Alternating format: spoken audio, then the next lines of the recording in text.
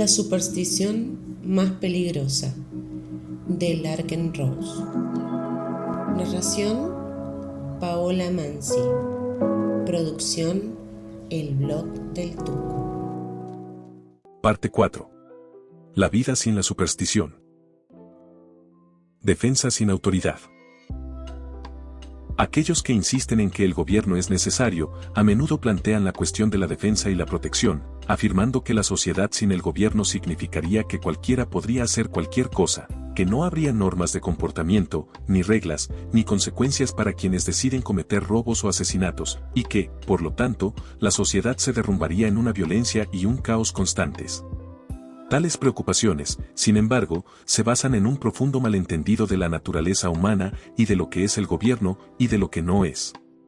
Defenderse contra los agresores no requiere ninguna autoridad especial, ninguna legislación, ninguna ley y ninguna fuerza pública.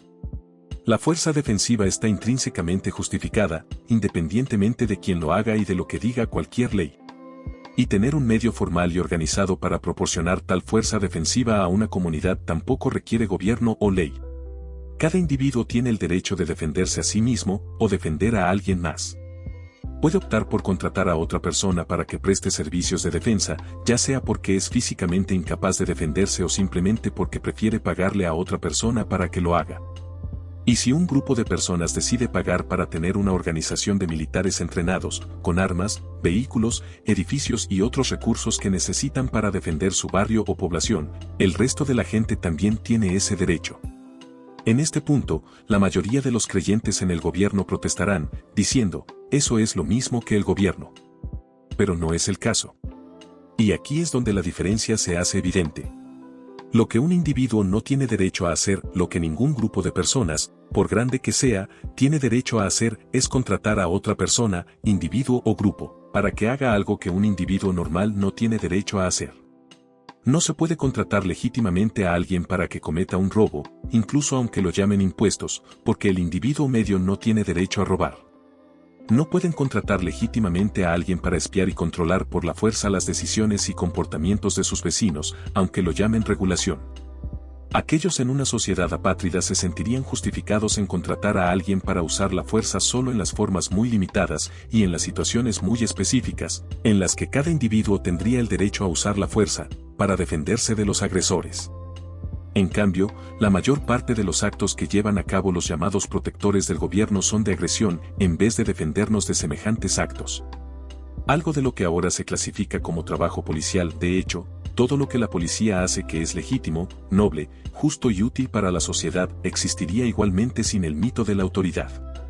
Investigar los delitos y atrapar a los verdaderos criminales, es decir, a las personas que hacen daño a otros, no solo a las que desobedecen a los políticos, continuaría sin el mito de la autoridad, como algo que casi todo el mundo querría, y por lo que estaría dispuesto a pagar.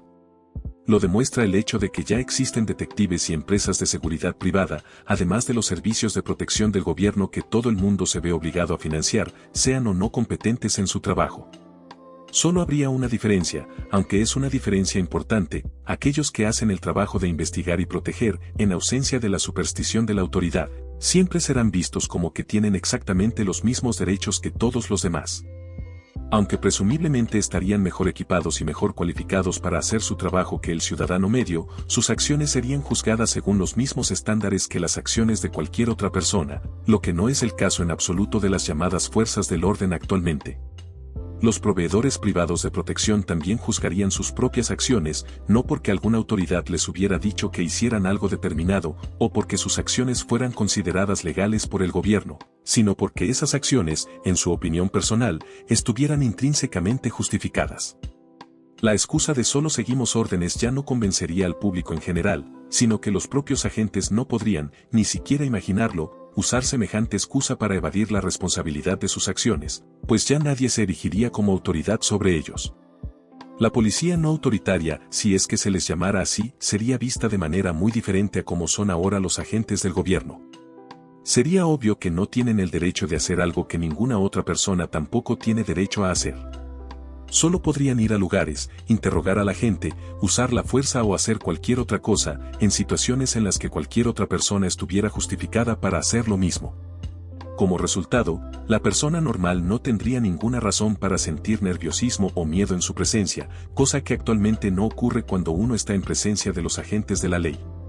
La gente no sentiría más obligación de someterse a interrogatorios o registros, o a cualquier otra cosa solicitada por protectores privados, de lo que sentiría si algún extraño en la calle hiciera semejantes peticiones.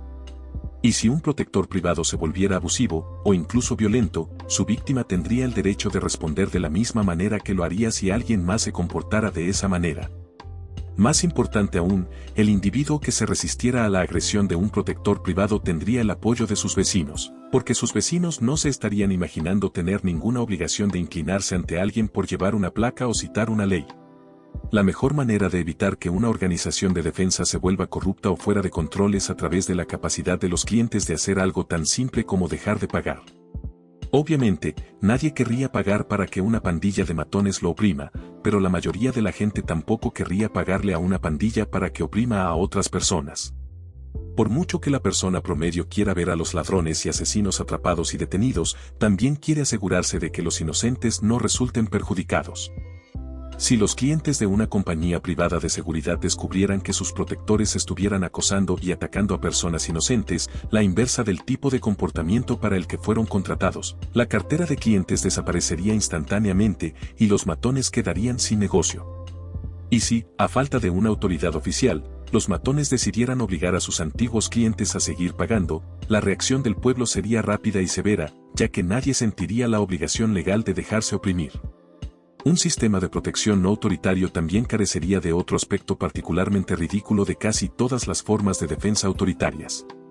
Es normal, no solo que los gobiernos obliguen a la gente a financiar sus planes de defensa, sino que se nieguen a decirle a la gente lo que están financiando. El gobierno de Estados Unidos, y en particular la CIA, aunque muchas otras agencias también se dedican a operaciones secretas, han gastado durante décadas billones de dólares, muchos de los cuales aún están en paradero desconocido, en operaciones que sus clientes, el pueblo estadounidense, tienen prohibido conocer. De hecho, cualquiera que intentara decirle al pueblo estadounidense lo que está financiando sería encarcelado, o algo peor, por violación de la seguridad nacional. Con un poder casi ilimitado, fondos casi ilimitados y permiso para hacer todas sus acciones en secreto, es absurdo imaginar que los militares y la CIA solo harían cosas útiles y justas. De hecho, cada vez más, el pueblo estadounidense está aprendiendo que la CIA ha estado involucrada durante décadas en el narcotráfico y el tráfico de armas, la tortura, el asesinato, la compra de influencia con gobiernos extranjeros, la instalación de dictadores títeres y todo tipo de prácticas destructivas y malvadas. Incluso el presidente Harry Truman, que creó la CIA, declaró más tarde que nunca lo habría hecho si hubiera sabido que se convertiría en la Gestapo estadounidense. Cualquier empresa privada que ofreciera servicios de protección o defensa no obtendría ningún cliente si su argumento de venta lo fuera: si nos dan grandes sumas de dinero, los protegeremos, aunque no les diremos por lo que están pagando, y no les diremos lo que hacemos ni cómo lo hacemos. La única razón por la que el gobierno obtiene financiación basada en una premisa tan ridícula es porque obtiene su dinero a través de la coerción violenta, no del comercio voluntario. No se le da a la gente la opción de financiar o no. Hay otro aspecto absurdo de la protección a través del gobierno que nunca ocurriría con proveedores privados de defensa y protección. Bajo el pretexto del control de armas y otras leyes, los regímenes autoritarios a menudo impiden por la fuerza que el pueblo pueda defenderse, al tiempo que afirman de manera ridícula que lo hacen por la seguridad de las mismas personas que están siendo desarmadas. Los que están en el poder saben muy bien que un público desarmado es un público indefenso, y eso es precisamente lo que quieren los tiranos. La idea de que a una persona que no le importa violar las leyes contra el robo o el asesinato le va a importar violar las leyes de las armas es absurda. Las estadísticas sobre la delincuencia y el sentido común demuestran que la aprobación de una ley contra la posesión privada de armas solo afectará a los respetuosos con la ley. El resultado será que la gente esencialmente buena terminará siendo menos capaz de defenderse de los agresores. Y eso es exactamente lo que los políticos quieren, pues tienen la mayor y más poderosa banda de agresores a su alrededor. No hace falta decir que, si alguien busca protección contra agresores, no va a pagar voluntariamente a una empresa que le quite por la fuerza sus medios de autodefensa. Además, los enfrentamientos violentos entre policía y civiles serían obviamente pocos o inexistentes si la gente pudiera por fin dejar de financiar a cualquier protector que acabe convirtiéndose en agresor. Por ejemplo, muchas de las tensiones raciales y la violencia en la historia de Estados Unidos fueron el resultado de la opresión y el abuso contra civiles negros por parte de las fuerzas del orden blancas. Más que una ley que actúa como una influencia civilizadora, fue utilizada como excusa para la agresión violenta.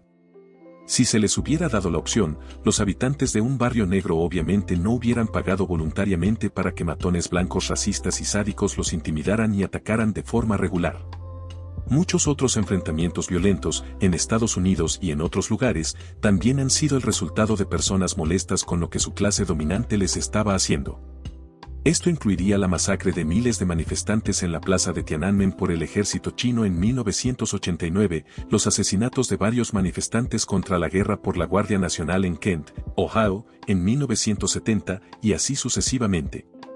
Cada vez más a menudo en Estados Unidos, las manifestaciones y protestas públicas por las políticas gubernamentales terminan en ataques autoritarios contra los manifestantes, con gases lacrimógenos, porras, pistolas paralizantes, balas de goma, etc.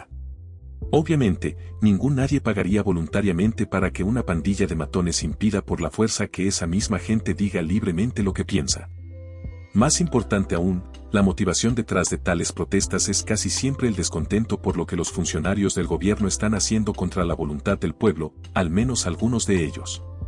Si a cada uno se le permitiera gastar su propio dinero, en lugar de verse obligado a financiar una agenda centralizada y autoritaria, no habría razón para que ocurrieran la mayoría de este tipo de protestas, y los consiguientes enfrentamientos. Un protector no autoritario solo haría lo que él y sus clientes consideraran honesto, lo que probablemente se explicaría en un contrato, en el que el protector aceptaría prestar servicios específicos a cambio de una tarifa específica. Compare esto con la versión estándar gubernamental de protección: tomaremos por la fuerza todo el dinero que queramos y decidiremos qué haremos por usted, si es que hacemos algo. La mayoría de la gente quiere que se detenga a los agresores y que se proteja a los inocentes. En un mercado libre, el camino para que una empresa tenga éxito es dar a los clientes lo que quieren. A diferencia del gobierno, si una empresa privada de defensa tuviera que depender de clientes dispuestos, tendría un gran incentivo para no ser descuidada, derrochadora, abusiva o corrupta. Si la gente pudiera llevar su negocio a otra parte, siempre habría una competencia para ver quién podría proporcionar justicia de manera más efectiva. Para que una empresa privada de protección tenga éxito, tendría que demostrarlo a sus clientes. 1. Ser muy bueno para averiguar quién es culpable y quién no. 2. Ser muy bueno para asegurarse de que los inocentes no sean acosados, agredidos o calumniados. 3. Ser muy bueno para asegurarse de que las personas verdaderamente peligrosas sean atrapadas e incapacitadas para hacer más daño. 4. Ser muy bueno para asegurarse que las víctimas de los crímenes reciban la mayor restitución posible. Y 5. Ser muy bueno para hacer que aquellos que han hecho algo malo, pero que no es necesario alejarlos totalmente de la sociedad, sean recuperados en instituciones donde su actitud y comportamiento puedan realmente mejorar.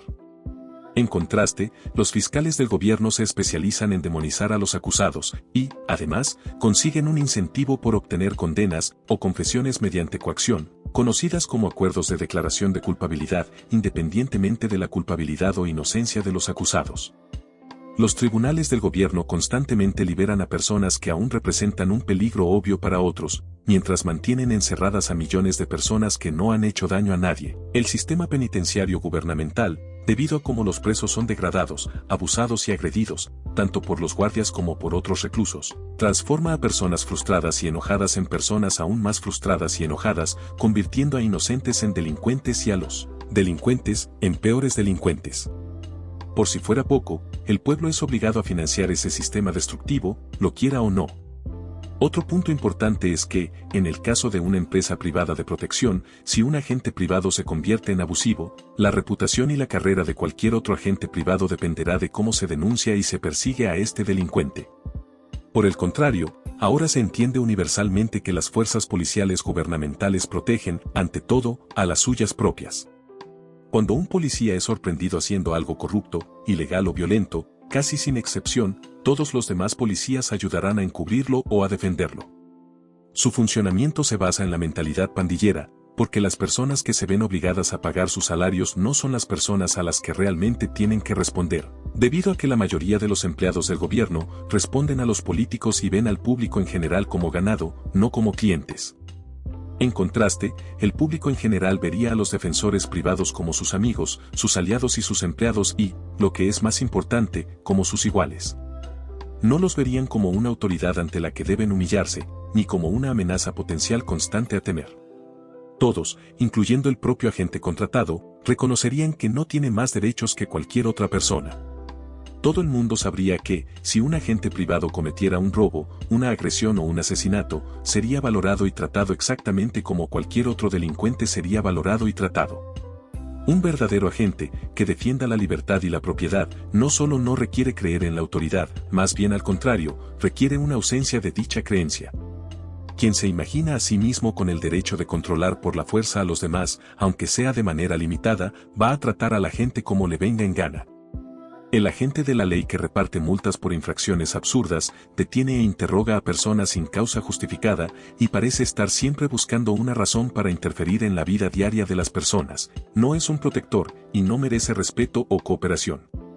Un protector no autoritario, por otro lado, no sería más que un ser humano normal, con los mismos derechos que los demás, aunque debería estar armado y mejor entrenado en el combate físico que la mayoría. Se le vería como el vecino al que hay que llamar si hay problemas, en lugar de ser el agente de una pandilla de matones que, ante todo, sirve a la clase dominante. Y el trabajo de protector, sin estar investido por ninguna autoridad especial, poder o estatus, atraería únicamente a aquellos que realmente quieren proteger a los demás, y difícilmente atraería a los que solo quieren una oportunidad de ejercer poder y control sobre los demás, algo que, por desgracia, alimenta actualmente el trabajo de las fuerzas del orden. Insisto en que esto no quiere decir que los agentes privados nunca harían nada malo. Seguirían siendo humanos, capaces de tener malos juicios, negligencia e incluso intenciones maliciosas, como todo el mundo. Sin embargo, no tendrían permiso legal para hacer el mal, y no tendrían ningún sistema, ninguna ley, ninguna autoridad a la que pudieran ampararse por sus acciones o a la que pudieran culpar, para evitar la ira de sus víctimas. Si alguna vez actuaran como agresores, la venganza contra ellos sería efectiva y rápida. En una población que ha renunciado a la superstición de la autoridad, cualquier grupo de protectores que decidiera convertirse en un grupo de extorsionadores, matones y tiranos no tendría que someterse a ser votado en contra, o demandado ante alguna autoridad. Simplemente les dispararían. Lo único que permite la opresión prolongada y generalizada de cualquier población armada es la creencia en la autoridad entre las víctimas de la opresión. Sin eso, es imposible someterlos o dominarlos por mucho tiempo. Disuadir e incentivar. Algunos asumen que, si no fuera por el gobierno, los delincuentes serían libres de hacer lo que les plazca sin ninguna repercusión. Una vez más, esto muestra un profundo desconocimiento de la naturaleza humana y de lo que es el gobierno. En realidad, la creencia en la autoridad no añade nada a la eficacia de cualquier sistema de defensa y protección. Las personas que usan la agresión contra otros, como el asalto, el robo y el asesinato, obviamente no están restringidas por su propia moralidad o por el respeto a la autopropiedad de sus víctimas. Sin embargo, pueden optar por no cometer un delito en particular si se saben que hay un riesgo de daño contra sí mismos. Eso se llama disuasión. Y los elementos disuasorios, por definición, no dependen de apelar a la conciencia del atacante, sino que atañen al instinto de autopreservación del atacante. Para decirlo sin rodeos, el mensaje que se transmite a los verdaderos criminales no es, no hagas eso, porque está mal, el mensaje es, no hagas eso, o te lastimarás. La supuesta rectitud moral o autoridad de la amenaza contra un posible agresor es irrelevante para la eficacia de la disuasión. Ya sea un agente de policía, un perro, un propietario enojado o incluso otro ladrón, la única pregunta en la mente del atacante es qué probabilidad hay de que sufra dolor o muerte si intenta robar o atacar a alguien. Los factores disuasorios para otros tipos de malas conductas, que no sean tan flagrantes como el robo o la agresión, tampoco requieren autoridad. Algunos afirman que sin los inspectores y reguladores del gobierno, todas las empresas estarían sacando productos de mala calidad y peligrosos. Pero tal afirmación se basa de nuevo en un profundo desconocimiento de la naturaleza humana y la economía. No importa cuán codicioso o egoísta sea un hombre de negocios, no puede tener éxito a largo plazo si vende productos que no satisfacen a sus clientes. Alguien que a sabiendas vende un producto defectuoso, o alimentos contaminados, tendrá pocos o ningún cliente. Las numerosas retiradas de productos, que son muy costosas y que muchas empresas llevan a cabo voluntariamente, incluso para defectos o problemas relativamente triviales, son prueba de ello. A diferencia de la situación actual, en la que el poder del gobierno se utiliza para apuntalar y proteger a corporaciones irresponsables y destructivas, en un mercado verdaderamente libre, con consumidores informados y competencia abierta, la corrupción y el crimen no serían recompensados, y las empresas serían incapaces de aislarse de las consecuencias de su irresponsabilidad. Los inspectores y controladores del gobierno se ven impulsados por el incentivo de imponer multas a las personas y de hacer cumplir las leyes y reglamentos, independientemente de si tienen sentido o no. Por el contrario, un sistema de inspectores privados, que responde solo a las personas que quieren saber que es seguro y que no tiene poder de ejecución, no tendrá ningún incentivo para interferir en los asuntos de los demás, o para inventar cosas sobre las que quejarse.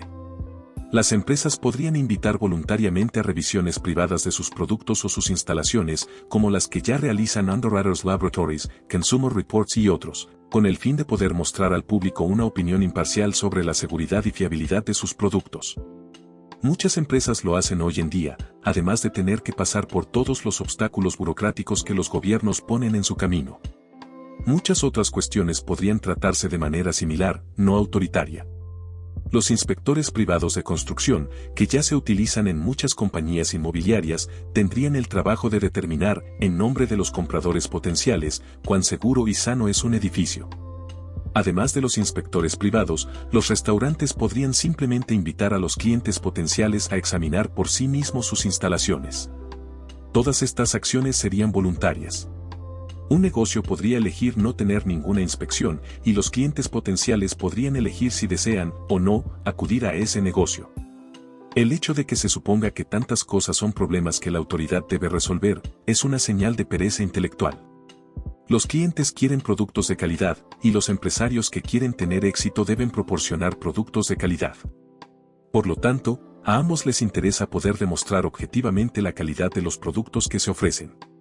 Contrariamente al estereotipo del hombre de negocios malvado, codicioso y aprovechado, la manera de enriquecerse en una sociedad libre es proporcionando productos y servicios que realmente beneficien al cliente. Casi todos los esquemas deshonestos que son rentables a largo plazo son aquellos que son creados o respaldados por el gobierno por la fuerza, como la estafa del dinero fraccionario, la estafa de esa falsificación legal llamada política monetaria, la estafa de los juicios, etc.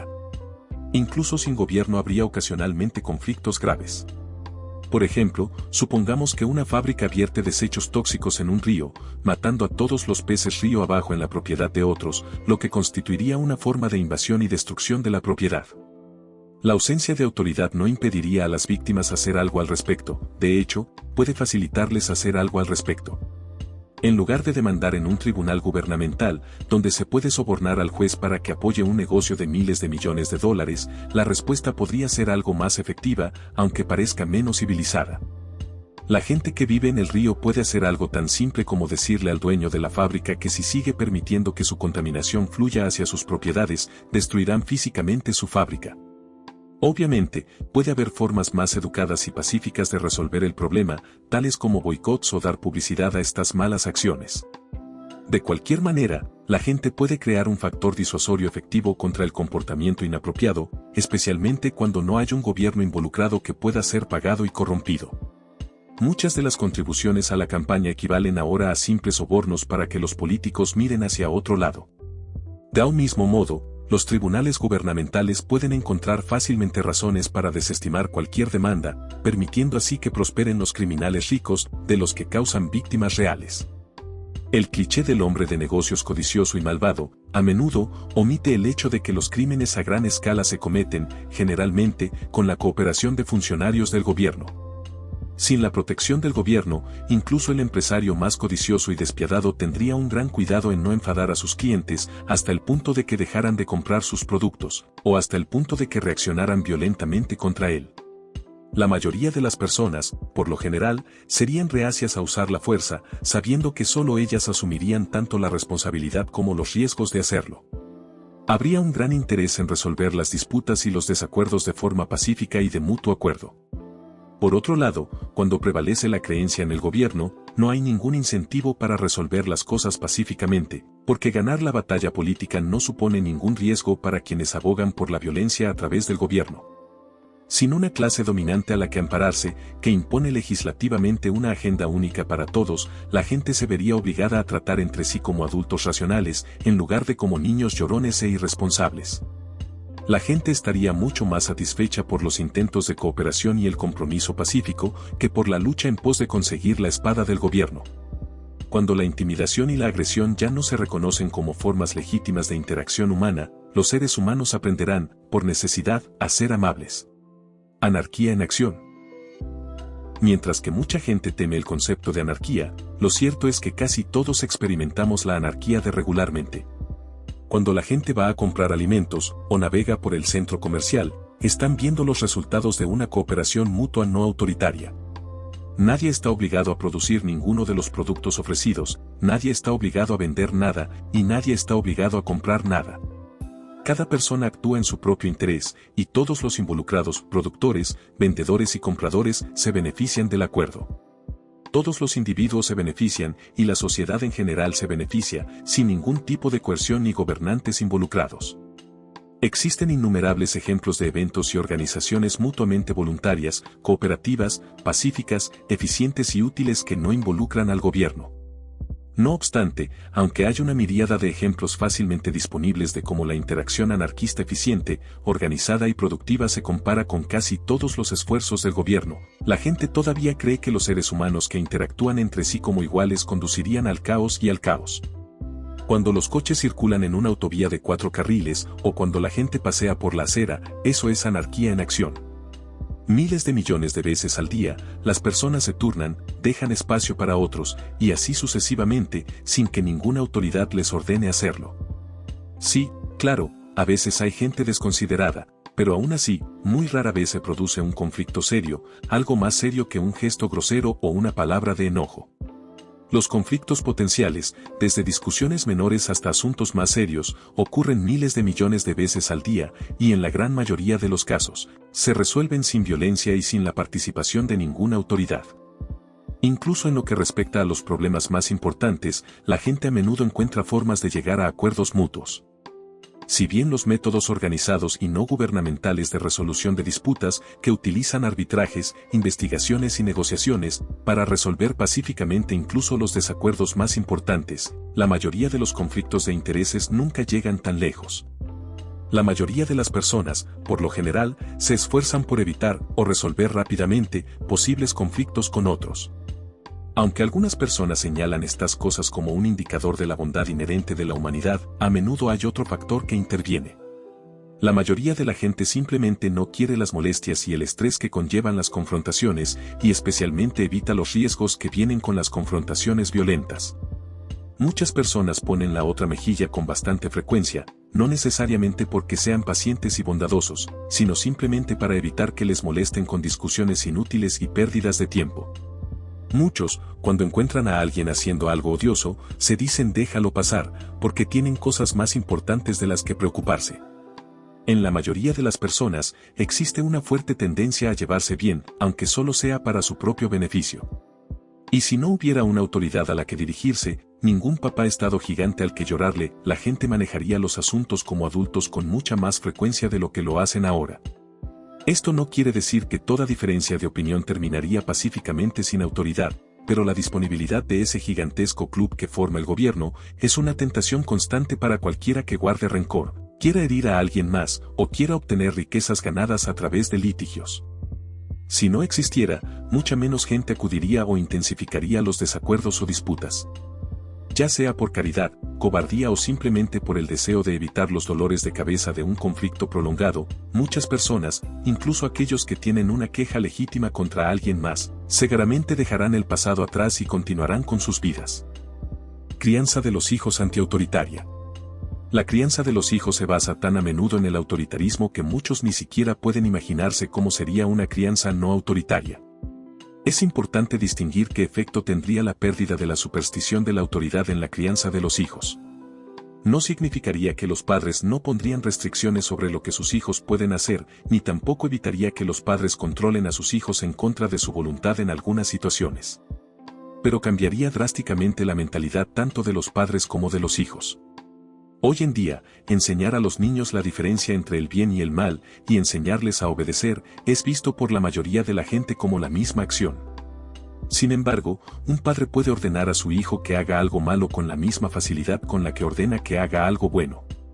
Contrariamente a lo que enseña la paternidad autoritaria, el hecho de que un padre ordene algo no lo convierte en automáticamente correcto y no hace que el niño esté obligado a obedecer.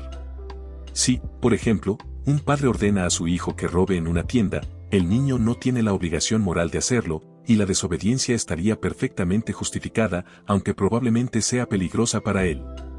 Por supuesto, es posible que el niño no entienda que robar está mal, si sus padres le dicen que robe. Por otro lado, un padre puede imponer una restricción necesaria y justificada a su hijo, que quizás al niño no le gusta y no cree que esté justificada.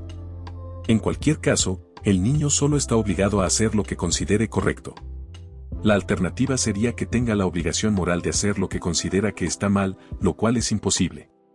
Y aquí es donde reside la diferencia. El padre autoritario enseña al niño que la obediencia es por sí misma un imperativo moral, independientemente de la orden, por ejemplo, porque soy tu padre y te lo digo yo. El padre no autoritario también puede imponer restricciones al niño y no exige al niño que le gusten, ni pretende que sean justas, simplemente por el hecho de que el padre las haya impuesto.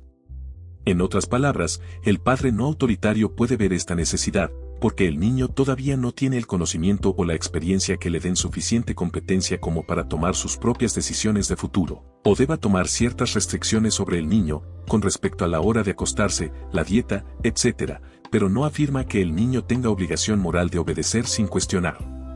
Cuanto antes se le enseña al niño el motivo de que existan ciertas reglas, antes podrá entender por qué debe hacer lo que sus padres afirman que le beneficiará. Por supuesto, eso no siempre es posible, especialmente cuando los niños son muy pequeños. El padre que impide que el niño se coma una caja entera de dulces está beneficiando al niño, que todavía no tiene suficiente comprensión o autocontrol para servir a sus propios intereses.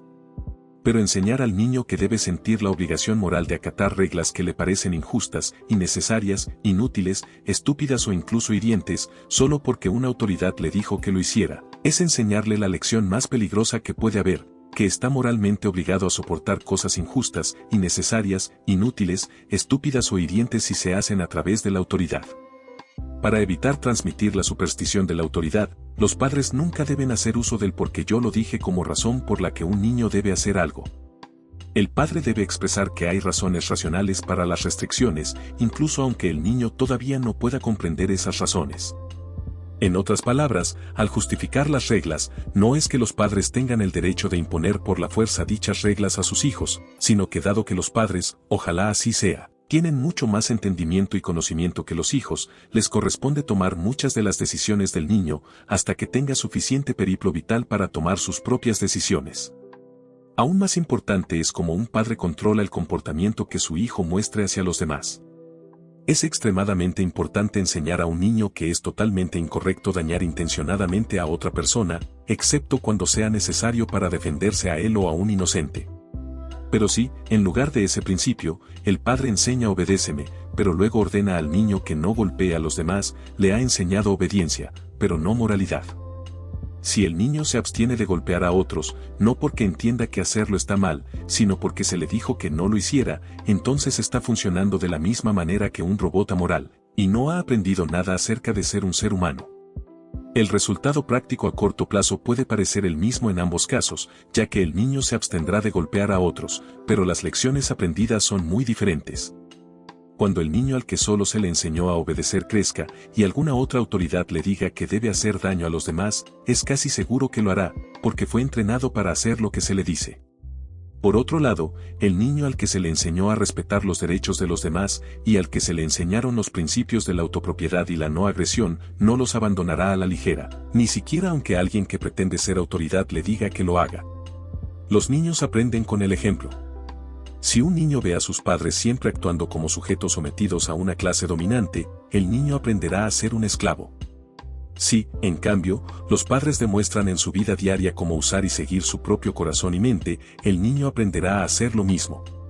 El niño debe entender que es su deber, no solo seguir las reglas de ser una buena persona, sino descubrir por sí mismo cuáles son las reglas de ser una buena persona.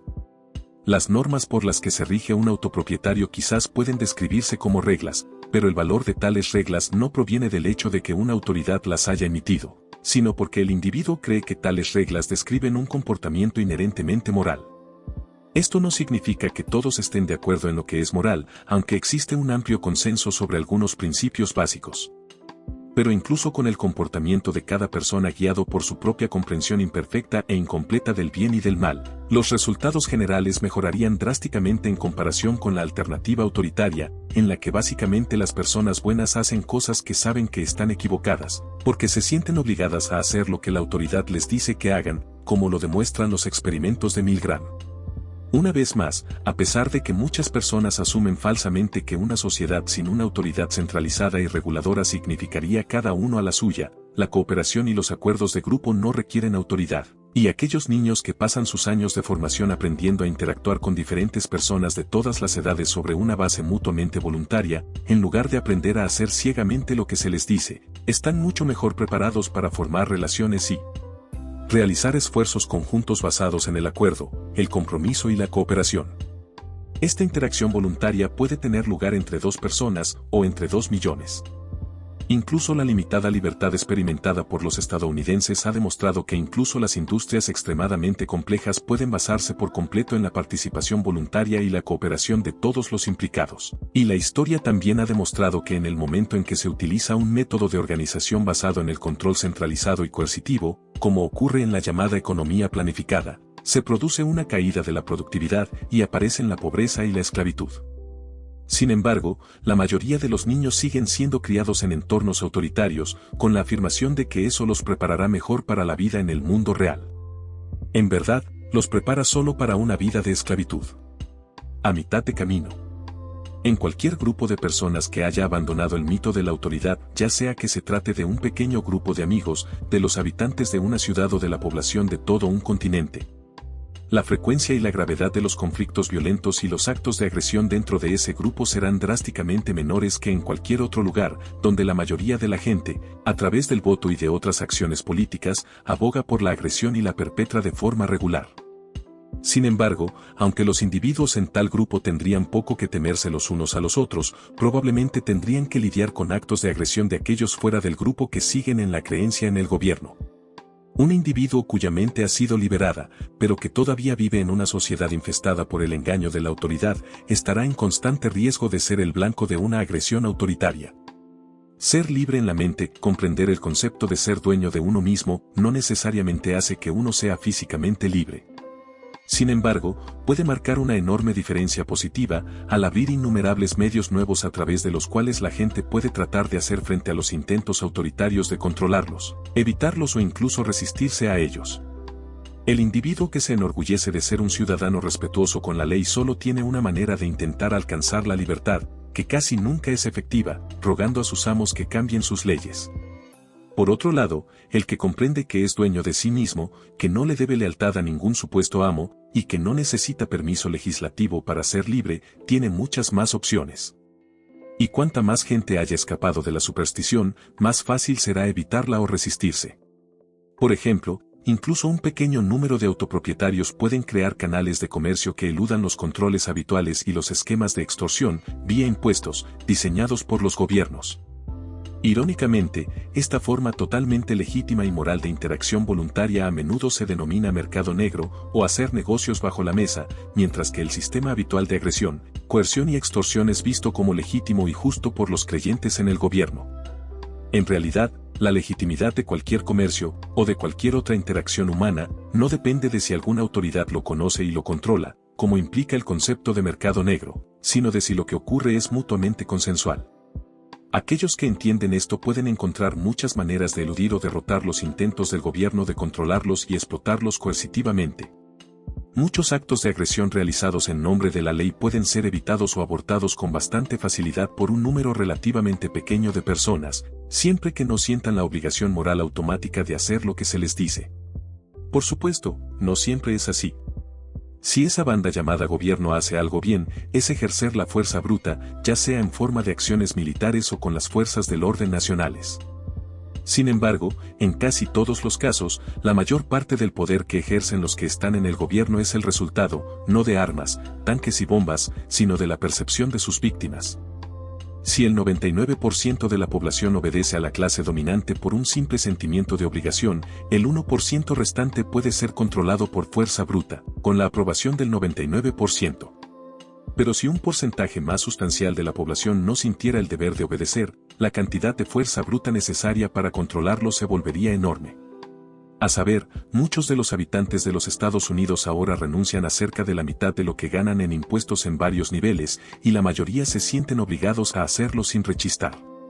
Pero si una potencia extranjera invadiera y conquistara el país, e impusiera un impuesto del 50%, le sería totalmente imposible recaudar ese impuesto, porque el pueblo no sentiría la obligación moral, legal o patriótica de cumplir. 200 millones de trabajadores encontrarían 200 millones de maneras de usar la evasión, el engaño, el secreto o incluso la violencia directa, para evitar y derrotar el intento de estos ladrones extranjeros de esclavizar al pueblo. Hoy en día, solo hay una banda mafiosa capaz de oprimir al pueblo estadounidense, y es el propio gobierno estadounidense. Esto se debe a que es la única pandilla que la gente cree que tiene el derecho de coaccionar y controlar. Ellos dicen regular, o robar y extorsionar, ellos dicen impuestos, al pueblo estadounidense. Una preocupación común entre las personas es que sin un gobierno fuerte que los proteja, alguna potencia extranjera entraría y tomaría el control. Pero estos temores pasan completamente por alto cuán grande es el papel que desempeña la percepción en la capacidad de oprimir.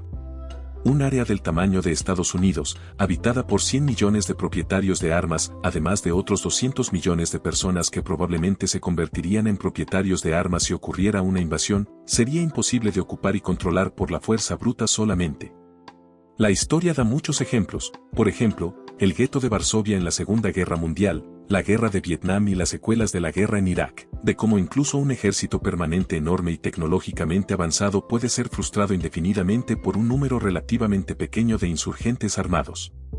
Y una tierra habitada por autopropietarios tiene otra gran ventaja, en el sentido de que es literalmente imposible que se rindan colectivamente. Si no hubiera un gobierno que pretenda representar a la población y nadie que clame hablar en nombre del pueblo en su conjunto, conjuntamente no hay forma de que los ciudadanos se rindan, a menos que todos y cada uno se rindan. Una buena manera de comprender la realidad de la situación es considerar el asunto desde la perspectiva del líder de los invasores. ¿Cómo se puede iniciar una invasión y ocupación de una zona en la que muchos millones de habitantes, que podrían estar escondidos en cualquier parte, y pueden matar cualquier cosa a menos de 100 metros? ¿Cómo de hecho haría cualquier cazador normal? Un aspirante a tirano tendría muchas más posibilidades de ganar poder sobre el pueblo postulándose para un cargo, obteniendo así el derecho percibido en la mente de sus víctimas de ser gobernados y controlados.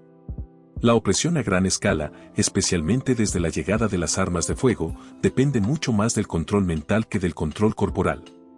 Aquellos que anhelan el dominio ganan mucho más poder convenciendo a sus víctimas de que está mal desobedecer sus órdenes que convenciendo a sus víctimas de que es meramente peligroso, pero moral, desobedecer. Por mucho que el pueblo se queje y proteste, mientras el pueblo siga obedeciendo la ley, las órdenes de los políticos, los tiranos tienen poco que temer.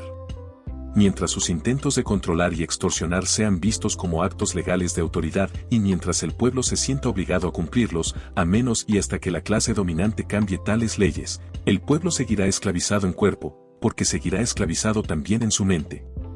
Irónicamente, mucha gente sigue creyendo que un gobierno fuerte es lo único que puede proteger al pueblo en su conjunto, cuando la creencia en el gobierno es en realidad lo único que realmente oprime al pueblo entero. La fuerza bruta por sí sola no podría hacerlo a gran escala, ni por un periodo prolongado de tiempo. Incluso un ejército con tanques, aviones, bombas y otras armas no tiene poder para controlar a una población armada por mucho tiempo, a menos que primero engañe a la gente para que crean que tiene el derecho de controlarla. En otras palabras, solo cuando una pandilla de matones es imaginada como una autoridad puede salir impune tras aplicar opresión y esclavitud a largo plazo. Como resultado, el gobierno, o la creencia en él, en lugar de ser esencial para la protección de los derechos individuales, es solo esencial para la violación prolongada y generalizada de los derechos individuales. Irónicamente, incluso la mayoría de los que reconocen al gobierno como la mayor amenaza contra la libertad actualmente, insisten en que algún tipo de gobierno es necesario para la protección. La creencia en la autoridad es tan fuerte que puede convencer a personas racionales de que lo mismo que rutinariamente les roba, coacciona y ataca es necesario para protegerlos del robo, la coacción y el asalto. El hecho de que el gobierno haya sido siempre un agresor y nunca un protector en cualquier parte del mundo y en cualquier momento de la historia no les extrae de su creencia, casi de culto, en los poderes mágicos y las virtudes de la entidad abstracta y mítica llamada autoridad.